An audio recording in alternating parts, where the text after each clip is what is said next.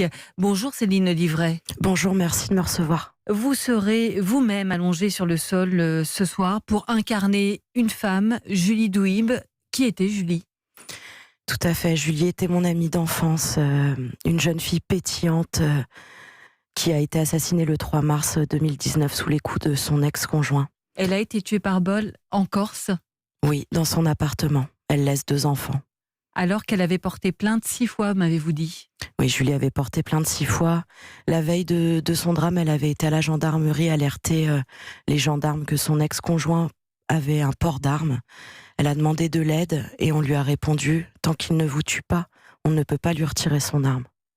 Je suis très révoltée là aujourd'hui. Aujourd'hui, on est à 74 victimes.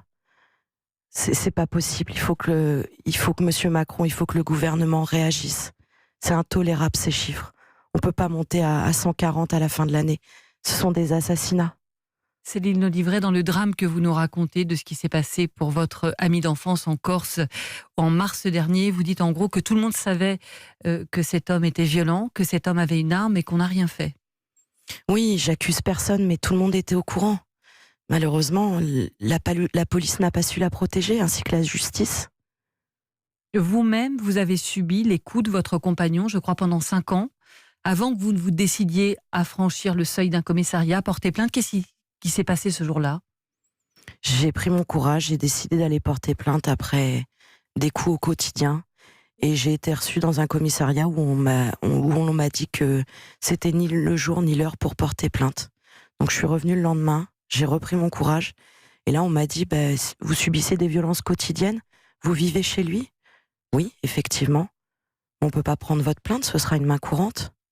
Et je suis ressortie... Excusez-moi.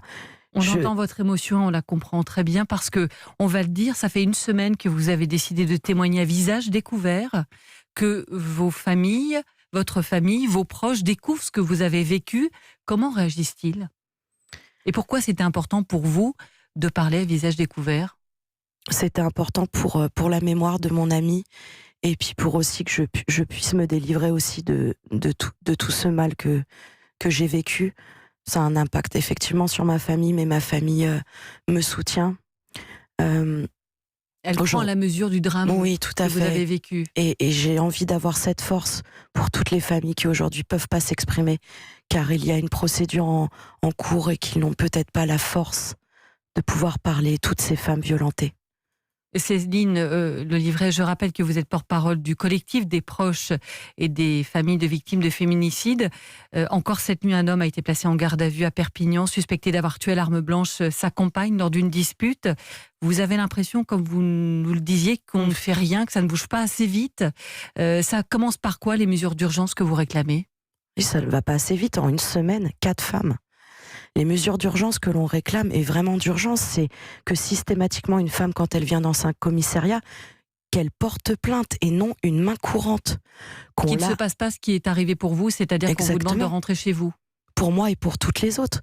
En moyenne, elles avaient toutes porté 4 à 5 fois plainte. Et leurs plaintes se sont retrouvées en main courante. Donc ça ne remonte pas au niveau du procureur. C'est pas normal. On demande vraiment des mesures, une ordonnance d'éloignement, de protection pour ces femmes et ces enfants. On demande aussi que le concubin quitte, c'est pas à la femme d'aller dans un foyer d'hébergement, mais c'est au concubin de quitter l'hébergement. C'est-à-dire que vous auriez aimé, vous, quand vous avez franchi la porte de ce commissariat, Céline Livret, qu'on prenne votre plainte et qu'on vous dise aussi, maintenant on va aller chez vous pour voir cet homme et lui dire que c'est à lui de quitter le domicile. Effectivement, et qu'on l'interpelle, qu'on le mette en garde à vue. Aujourd'hui, on agresse une personne dans la rue, on est mis en garde à vue tout de suite. Et pourquoi, pour ces féminicides, pour ces femmes, on n'interpelle pas ces hommes ? Il y a un problème, il faut vraiment que dans la tête des gens, ça les interpelle. On est des femmes, mais on n'a pas le droit de vivre ça. Je termine avec ces mots que vous avez eus quand on s'est parlé avant l'interview, Céline Livret. Vous m'avez dit, depuis que j'ai baissé le masque et depuis que je parle à découvert, les gens mesurent qu'on peut être comme vous l'êtes, quelqu'un qui parle, qui est une femme forte et combien c'est difficile justement d'affronter ces coups au quotidien. C'est difficile, après les gens aussi ne comprennent pas pourquoi une femme retourne chez son conjoint alors qu'elle subit des violences. Moi, j'avais pas le choix, comme beaucoup de femmes. J'ai dû retourner chez lui. Mais c'est vrai qu'ils ne comprennent pas aussi comment, avec mon caractère, j'ai pu prendre tous ces coups. Mais beaucoup sont des femmes dans ma situation et beaucoup n'ont pas la force de partir. Et je tiens vraiment à le dire, on n'est pas coupable, on est victime.